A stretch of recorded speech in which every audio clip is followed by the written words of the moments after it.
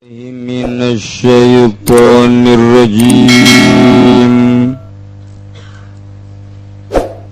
Bismillahirrahmanirrahim. An Ummi Atiyata, riwayatkan insun saking Ummi Atiyah radhiyallahu anha, muga-muga nilar bendu safa Allah anha saking Ummi Atiyah.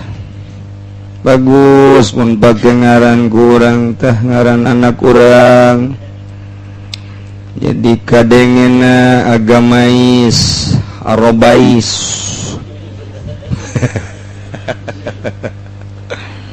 Jadi ngeunaheun kai masa kai mah Ibu Umi Atiyah ngeunaheun kan kadengena tiatis anak ka mana ulina kai mah Oktavia. Aduh Gusti Allah, ente Oktavia aya eta tadi mah Ibu Kanisem. Aduh serem kadang-kadang. Masya Allah, Masya Allah, ya Allah. Aya deui cek MZT mah ban aya deui. Ya Bibi ya Muhammad enak kan? Ya Bibi ya Tugimin. Aduh Nabi Tugimin. Masya Allah, alhamdulillah. Qala ta'ala gojab ya Ummi Atiyah. Jadi ngaran ke pengaruh, sangat pengaruh ngaran teh ulah disangka. Bangsa ngaran Asmawi teh moal sugih jasa. Aduh, tapi ternyata ayah oge sih dusugi man.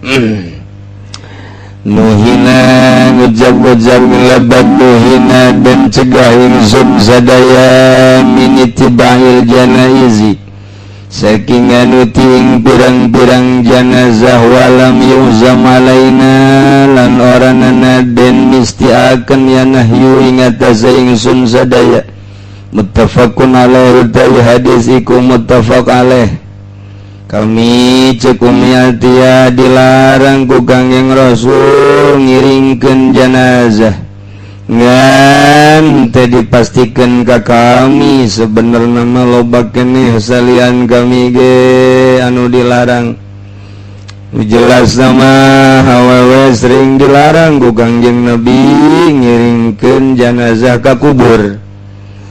Tidinya lah akhir nama jadi sababaraha mazhab nurutkeun cek mazhab urang mah mazhab Syafi'i ulah awewe mah ulah ngiringkeun jenazah ka kuburan ulah teteh makruh lagi hampir makruh tahrim. Mun di zaman urang ayeuna mah lantaran boro-boro nulain ustad nagalurak lirik bae. Atuh boro-boro Ustaz Habib nagalurak-lirik bae. Otek gege ulah sakurang irik. Ye urang mah gua ini kan mengantarkan terakhir bapak-bapak saya kok enggak boleh. Situ yang enggak boleh. Mun urang dipasrahkeun udah lu aja gua pada pulang dah lu nguburin dulu situ dah. Coba ge ka awewe udah situ lu yang maco lu yang duanya ge cerik sorangan ge.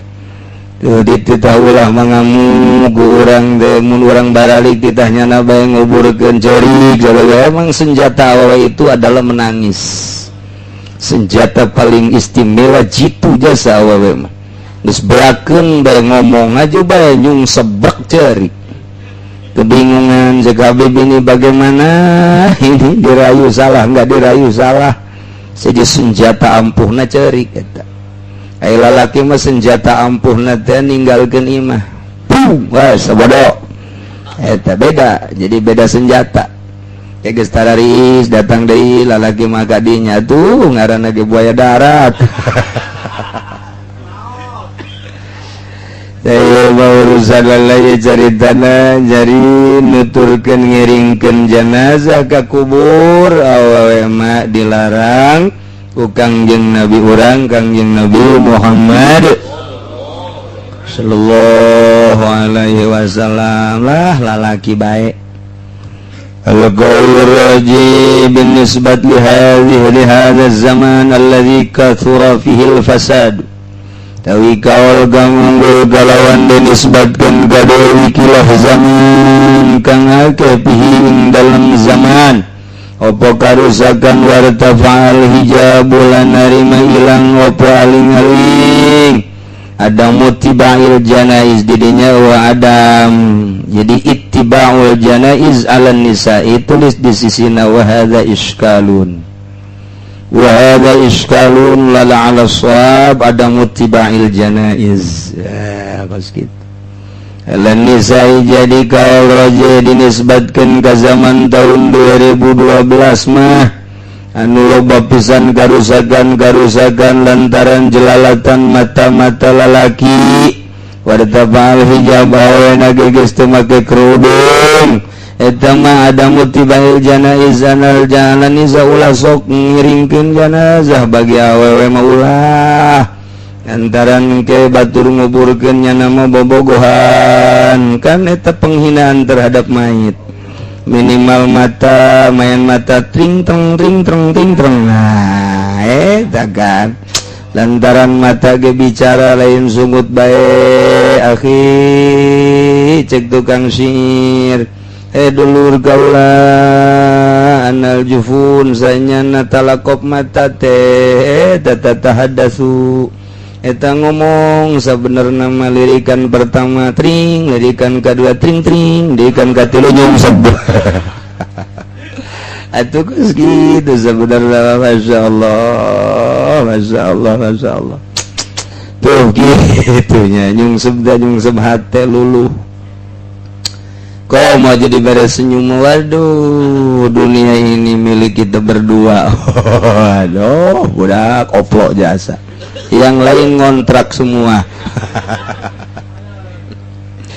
geus teu beres teh geus gitu akibatna atuh lamun kurang modal motor dijual eta akibat main mata motor geus baik sepeda dijual sepeda geus baik baju-baju dijual eueuh jualan deui aya ge kitab tafsir Munir jual bae eta jahat jasa eta dari mata turun ke hati seperti kitu mantak ulah mantak cekolot baheula mah jangan suka main api nanti terbakar budak kuari mah hayang nyaho terbakarna gua belum tuh coba